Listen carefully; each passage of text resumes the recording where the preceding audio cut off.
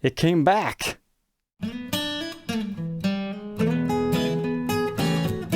Welcome back, Troglodytes, to your daily dose of guitar information, the Trogly's Guitar Show. We've got a fun unboxing episode again. Nah, just kidding. We don't have all those. That's from this past episode. But I am running a sale on my remaining units if you're interested, troglysguitarshow.com. But I do have 3 new guitars to unbox tonight. And our first one is actually more so an uncasing. I'd actually purchased this guitar in a big collection initially in this episode, where I had bought all those guitars simply to get my Brazilian Rosewood Les Paul Custom back. But in there, we had unboxed this awesome 1985 Les Paul Deluxe. And I say it's awesome because it truly is. Look at this. It's kind of like a flamey / quilty top. I would personally say this is more so flame territory, but it's kind of in that gray area. In the mid 80s, you would start to find a bunch of 2-piece flame maple top deluxe. Now, I'm not talking tons and tons of them, but this is not a unique one-off piece by any means. There are a couple of them out there. You just have to look in the mid 80s rather than like the early to mid 70s. So I'm not going to say they're like highly collectible, but if you want a really cool kind of modernized take on a deluxe, this is definitely one I would suggest. But this one initially came to me with a truss rod that was within limited adjustability. So the private build owner that we had documented a couple of years ago, he made his yearly pilgrimage to me to consign some items, and he just fell in love with the way this thing looked. So he decided to trade his Zoot SG as well as a The Paul reissue for this. And here we are, 6 months later. He had a luthier fix the truss rod on it and evaluate it, and then he just decided, this one's a little bit too heavy for him, so it's back here on consignment. He also said he just wasn't a big fan of mini humbuckers in general. He had never tried them before. It is truly an acquired taste, but at the end of the day, this thing is just beautiful. So let's go ahead and throw this one on the bench. Alright, she's looking even better now that I gave her a quick little wipe down. Obviously, it's got picking scratches and general wear and tear. This is not a mint condition collectible by any means. We've got some nicks and dings, but this thing has a really exaggerated dish carve top to it. So it's kind of like the Heritage series. They started to use that deeper dish carve, and then it slowly trickled into the other models, but this one's just pretty special. Got some scuffing right there. Looks to me like the knobs have probably been replaced at some point in time, and we've got some sort of a large gouge in the top right there. Might have been a case bite or something. Checking our pickups, we get 6.16 in the bridge, 6.11 in the neck, and 3.06 in the middle position for fun. He was saying sometimes he would get some microphonic squeals out of these, but I mean, that just depends on your setup and your amp and a whole bunch of other things. We've got the correct bridge on it, although potentially replace tailpiece. The frets definitely show some wear, not so much in the soloing registers, but in like your first 12 frets. You can see some divoting. You might want to level recrown those, but I don't think you'd have to do it right away. It just depends on how picky you are as a player. Second fret shows about the most wear. We've got a 1.7 inch nut width, creasing to 2.05 by the 12th, 0.81 first fret neck depth, and 0.96 by the 12th. That sounds big, but trust me, it's more of a 60s neck. There it is at the first fret and the 12th fret. Now our truss rod. This one, all it needed was a washer put underneath it. So that's what they did, and now it's going to work for a good long time. However, that's not appropriate for every time you have limited adjustability. Usually when threads start sticking out the top, what you've done is you've compressed the wood down here with the way the truss rod sinks into the neck, or it's actually come undone, and then you have to take your fretboard off and do a whole bunch of other stuff. So thankfully, as luthier said, this one's an easy fix. Just do that, you're good to go. And other than that, we've just got some finish checking and general wear and tear here. Move on to the back real quick. What I love about this one is it's not only the top that's flamey, there's some portions in this body that are also flamey.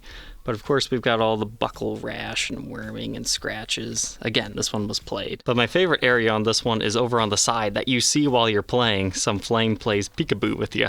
The solder work looks okay here, but that's got to be the weakest solder joint I've ever seen. The blob's not actually attached to anything but the pickup, so it's just that small area right there. If you're worried about that, let me know, and before I ship it out to you, I can reflow that. But everything works okay as is, and it appears to be all the original pots. 14th week of 1984 on these, and 26th week 1983 on their volumes. Now our neck, it's in pretty good shape. It has some light scratches and impressions. Most notably, like right here, a stand or something got it. Then the original Clusons gave out, so somebody put awesome Schallers on it. Yeah, it stinks that you have the holes, but trust me, these are way better tuners than the 80s Clusons. But there we go, 126th day of the year, 1985, the last year of the Norlin era. It's all dinged up here too. Let's do a quick blacklight test. You can see some sweat absorption in this area, and that 100% confirms it. Those knobs have been replaced. Rest of our plastics are looking okay. Headstock is looking good. And so is our back. Looks like maybe a little bit of a sticker shadow or something. And on your neck, you can see some of the clear coat lacquer wear, showing you that yes, this guitar was played as we saw in its condition. All said and done though, she is a chunky one. 10 pounds, 11.1 ounces. Yeah, that's very heavy. He also upgraded the case to an Era Correct Gen 3 chainsaw. So this initially had it, but it only had like one latch. So he hunted down a perfect one that still had the Gibson badge and all 3 latches. So this is a very nice example now. So if you're interested in being the next owner of it, feel free to reach out on my website, troglysguitarshow.com, and I can forward your offer to him. But before we continue, we need to have a word from our sponsor, Sweetwater. Sweetwater is a great place to buy your stuff, but it's not just guitars. You can also buy amps, effects pedals, patch leads, whatever you need for general music making. They are your place and they're happy to ship it to your door, or you can visit their Fort Wayne, Indiana location. And if you happen to be local, they have tons of events all the time. They also do monthly giveaways that you can follow the link in the description to become a part of. Thank you, Sweetwater, for being a continuous sponsor of my show. And now let's get back to our guitar. And now we've got guitar number 2. This one was an email out of nowhere. He's like, hey, I got another one of these. You want it? It's like, it's a really bad time, but okay. Because to make this video, I had to max out like all my credit cards, but I think it was worth it. But as they slowly start to sell, I just told this guy, hey, if you don't mind waiting till Monday for payment, I should be good. So that all worked out. Inside here sleeps one of my favorite custom shop SG models that I'm trying to get a complete set for. But he warned me that there was a very small issue with this one, so let's see what that model is. It's a Bohemian SG again. Now, unfortunately, this is a color I already had, so I told him, as long as you don't mind that I buy this as trade bait for a blue Bohemian SG or just resale in general. He's like, nah, I don't care, as long as I get my money, so I gave it to him.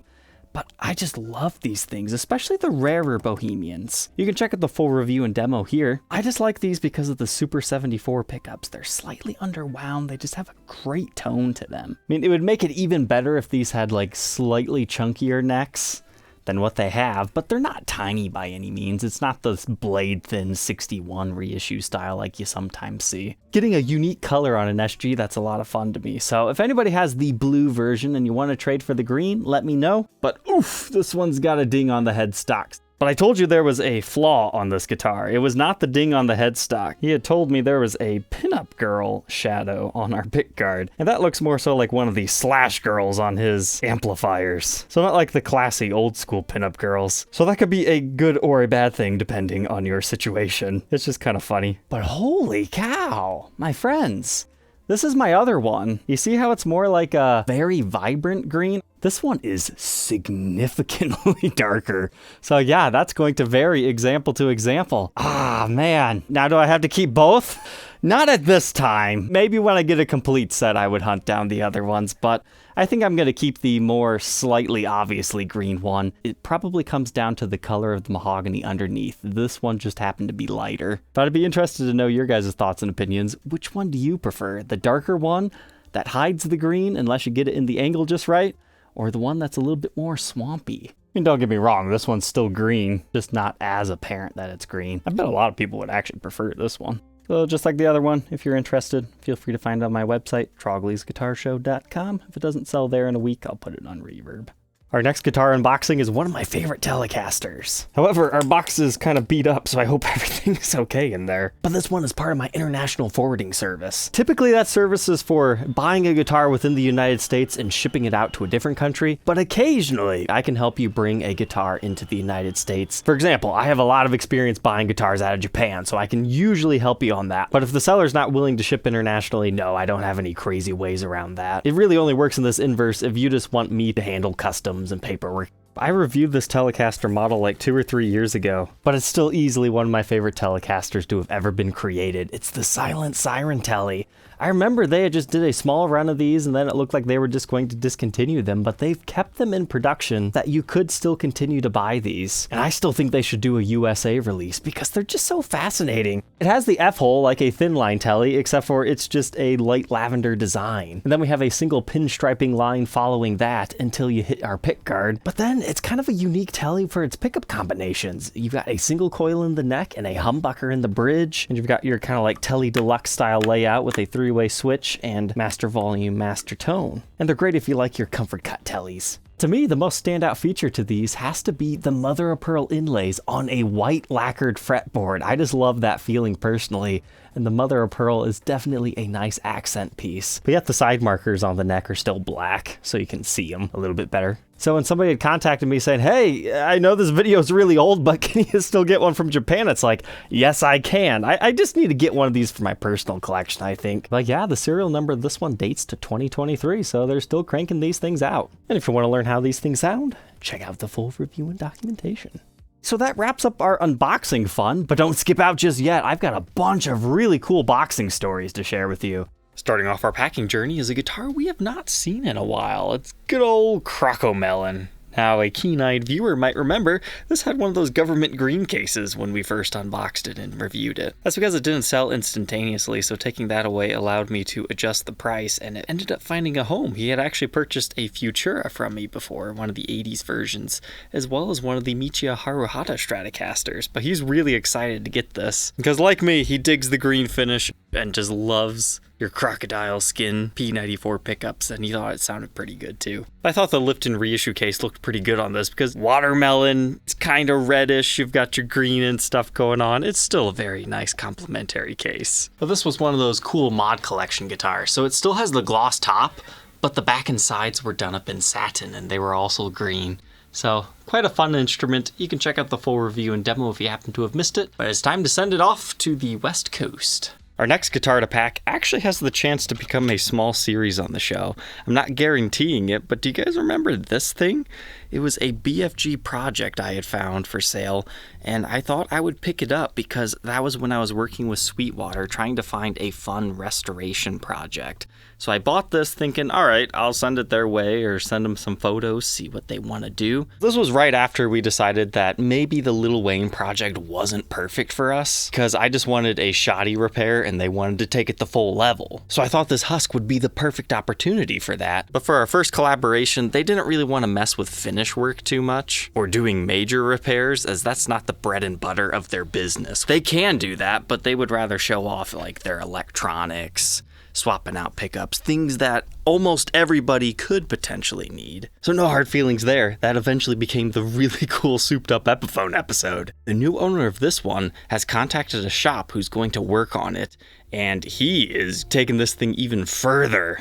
This is basically getting custom shop treatment. I'm not going to spill all the details because he said he might just have him send it back to me and we'll do a review and documentation. So let's use this as our before footage. Right now it's got a pretty decently figured maple top for an old BFG that's been sanded down. It had the P90 route, humbucker route, Nashville style bridge, regular tailpiece. The body looks as so, just nicely sanded. But then it's a very bad repair attempt. So we'll have to see how that could possibly be corrected. And our serial number 0141714 looks like 59, made in USA. All right, poor beat up BFG.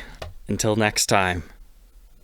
Our next one's a pretty good tale. It's probably one of the more iconic vintage guitars I featured on my show. It is the Double Cut 54 Les Paul Standard. It was originally a 54 Les Paul Gold Top. It got a double cutaway modification by a pretty famous shop. And then obviously we've converted our wrap tail piece into a 56 light setup. So I guess you could say it was a 54, 56 double cutaway reissue in a roundabout way. But this thing just had its ups and downs because there were a lot of people that were interested. And then we went through kind of a dry spell.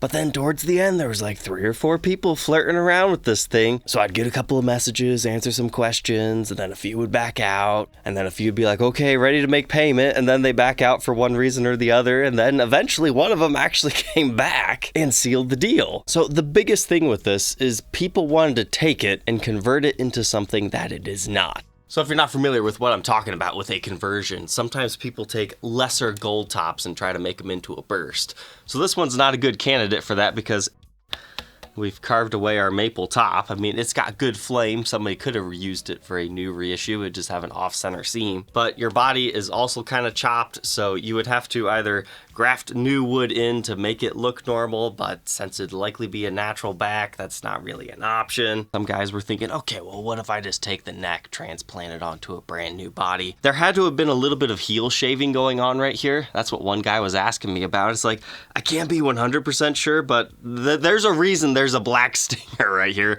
They had to have taken off some wood. Putting it on a different body, you'd probably had to have contoured it anyways. In my opinion, this particular piece is not meant for a conversion. It needed to go to somebody who wanted to rock it as is. Take it, set it up, maybe do a refret if they really need to, and just enjoy it for its unique capabilities rather than try to put a new body on it, make it something that it's not. So in many ways, I'm glad it went to the owner that it did, because that's exactly what he's planning. Vance, the owner of it, he just loves this guitar. He's just gotten to the age where, arthritis has taken his ability to play. He just bought a house. He needs the money more so than memories from the past. But this is certainly one of those guitars that I'll never forget because it's interesting. We're just full of all kinds of cool stories tonight, so our next one is inside this interesting Scully signature Lifton case.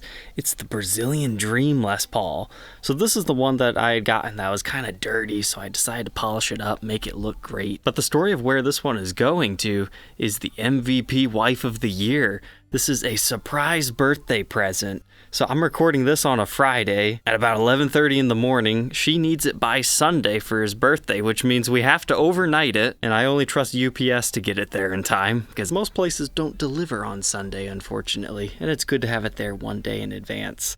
But apparently he's been dreaming of starting a Slash collection, so she thought she would kickstart it off for his birthday this year by purchasing one of these very nice Brazilian Dreams. But this particular one is number 60. So that means I'm down to one last Brazilian Dream. Alright, Troglodytes, I hope you enjoyed. Don't forget to like, comment, and subscribe, and we'll catch you tomorrow on the next episode. Take care.